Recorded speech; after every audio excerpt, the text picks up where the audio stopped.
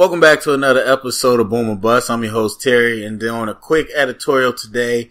And I was trying to figure out how to phrase this, but basically the question is, do superstars have a responsibility or obligation to be celebrities as well? And this is stemming from an interesting comment and conversation around baseball's commissioner Rob Manfred in his comments about Mike Trout, and which he basically said that he was being asked about the popularity in baseball and if there's a popularity problem.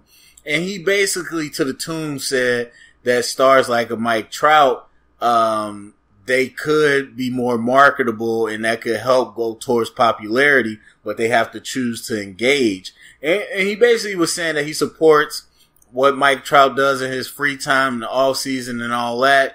And he supports his right to do that or whatever, but he was saying that if he chose to engage and want to, basically market himself more, it would be a benefit for the game. And so while I'm 100% not a baseball person at all, I'm not even going to claim to be, this isn't so much about just that situation, but the bigger question, which I thought was interesting. When you're a superstar in your sport, do you have an obligation or responsibility to become more of a celebrity, which in turn boosts the sport? And that goes for any superstar that you want to talk about, because there were some people that felt that Mike Trout gets so much from the game, as far as, of course, the money you make, but also the opportunities that it affords you. Whether it be in business and making money outside of the game or whatever. And that they felt that since you got so much from the game, it's only right to give it back and help the sport continue so that you can continue to benefit. But not even that, more so for the people coming down the line, the young kids, the future kids.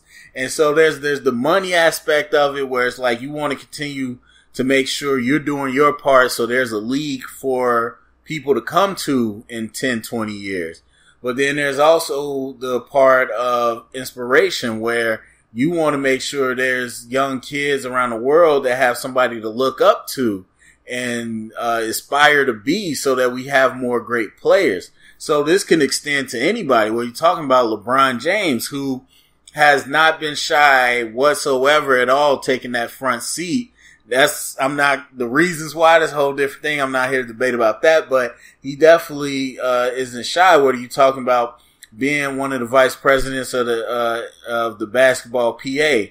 What are you talking about? Of course, him and his endeavors with different commercials. Not only just commercials, but usually commercials that are big sponsors for the NBA. He's one of the guys that would do that, especially early on.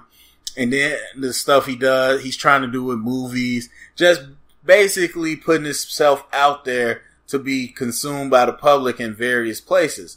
And then you say the same thing about football. Now, this kind of incorporates this whole conversation that people have been having, which is really weird, about players wearing helmets and masks or whatever in football and hockey. And I get it. I already know the psychological thing.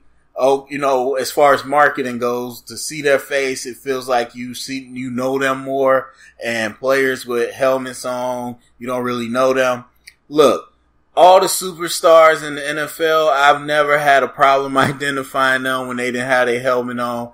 I never had a problem understanding, that's, such and such. So I don't necessarily agree with that. I understand what they're saying as far as our psychological makeup and how we associate with things. But for me, still, I don't really get down with that. But the point being is that whether you're wearing that stuff or not, it might be easier for basketball because you get to see them. Whether you do that or not, there's stuff you have to do outside of the game in order to continue to build that celebrity. And we all know Michael Jordan, one of the greatest basketball players ever. Some might say Kareem, whatever. Wilt Chamberlain. Then none of them will surpass the icon that Mike is because of the shoes. number one, because of what he did overseas, with the Dream Team as well. But in Space Jam, even if you want it, which is true too. I mean, even you talking about Shaq, one of the greatest players, most people always gonna, well, even still, if you haven't, you can go back and see the movies, hear the raps, whether you like them or not. But that, that stuff is there. It just builds your brand a lot bigger. And in the social media age, brand is everything. And so there's people that are willing to do it off the bat because their brand can lead to other things, reality shows, more commercials, endorsements, whatever you have. If you want to become an announcer or something, or be on ESPN after you retire, like that brand and that cachet is very big in that. So it's personally motivated. But not everybody's like that. Not everybody is on Twitter all the time. Not everybody is having a social media person run their Twitter. Not everybody is doing these events and doing these business ventures. And so usually it's not like we're going to go down the line and who is and who isn't. Usually it's just whatever. But when it comes to a superstar, then that's when the scrutiny comes a little more. And so I think as humans, I would think we all at the surface would say, as a human, you do what you want. It's not like baseball picked you and said, hey, come be a star, make all this money. You had to work at the skills. You had to have the talent. You had to get your way there. Yes, it provides the stage, but you had to get your way there. And so while, yes, you got all this through baseball, you still have a right to spend that money and that time the way you want, especially when it's not company time. So if it's not a game, if it's not the season, you don't have to necessarily be doing Under Armour commercials if you don't want to. And so I think a lot of people at the surface would be like, yeah, you can do what you want. But then some people dig a little deeper and they say, yeah, you owe it to the game. And there's a lot, especially in baseball, there's a lot of unspoken rules, but it goes with every sport, how you conduct yourself. And one of the things in sports, period, is, just pay it forward, build that bridge. You became a star, or you got here because you saw somebody, you felt the love, even if it's not a person, you felt the love for the game. And so it's your responsibility to continue to put the game out there so somebody else could fall in love.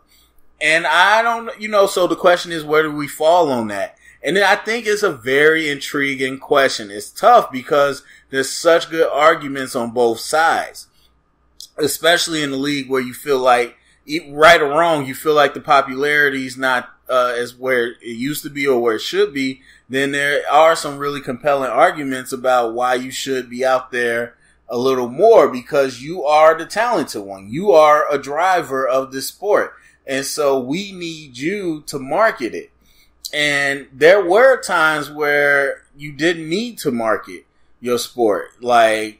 The sports were big, but we're not there anymore. We're not even there with the popular sports like football and things of that nature. Trust me, they still have to do all the marketing and all the TV stuff that they do. They couldn't just get rid of all of that and still be the giants that they are. You have to find ways to engage with the fans more and more, because this generation just is less attention span and they're not loyalty prone to teams like that. So they need reasons to root. And that's a bigger factor, where we are at a point where it used to be team was enough, but now it's people follow individual players. And so if I don't have a player to identify with in a particular sport, then it's going to be a lot harder for me to engage. And even without being out there, people feel like Mike Trout is a guy where they want to root for him. Either whether it's just his play or they heard word of mouth or interview, they think he's a genuine guy, and that's a guy they want to root for. And so they want to see Mike Trout really take the step forward and embrace that icon role. But it's not about what you want. It is about what you want, but the question is, do they have a responsibility? Is it inherent? Does it come with the job, as they say? Because we know it's not in the contract, but is it an unwritten rule? And then what's the line? You know what I mean? Because that's the slippery slope. if you say, yes, you should be doing more to promote the sport, then what's the line as we go down 10 years from now and the attention span is less and less? Do they have to be on goofy TV shows? Do they have to have vlogs every day? Like, what's the line?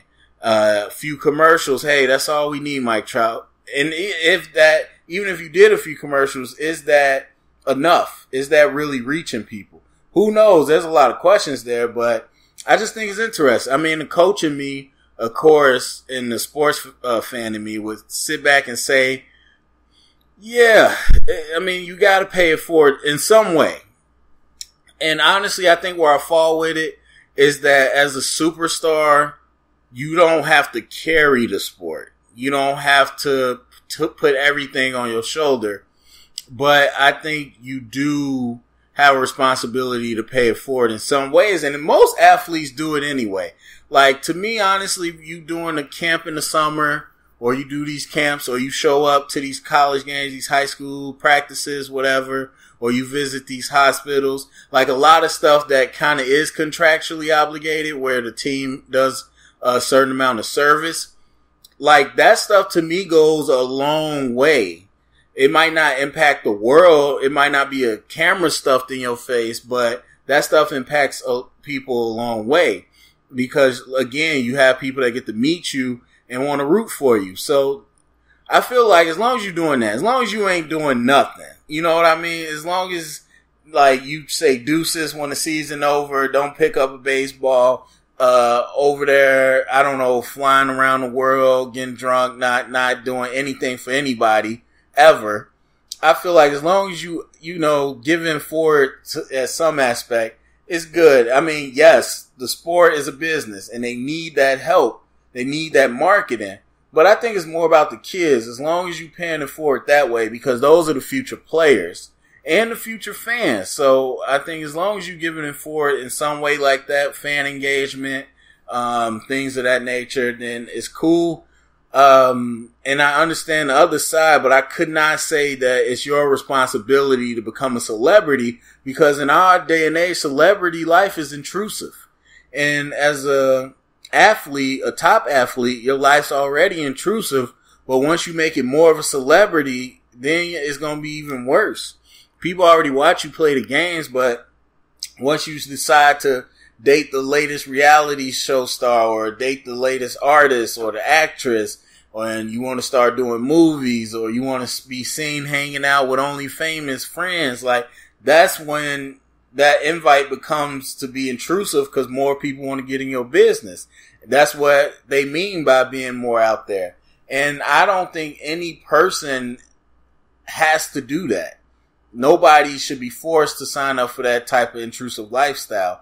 Yes, actually more times than not with celebrities, entertainers, I'm like, hey, you making that money, that comes with the territory. Yes, it is. But if you as an athlete could stay out of it, then, or even as a celebrity, if somehow you could stay out of it, like a Daniel Day-Lewis, one of the best actors out there, but really is a hermit and stays away from that limelight. If you could get away with it, then who's to say that you're wrong for choosing that? So anyway, that's my thoughts. Go to the comment section. Let me know what you thought. Thumbs up, subscribe, share it around, and thank you for listening.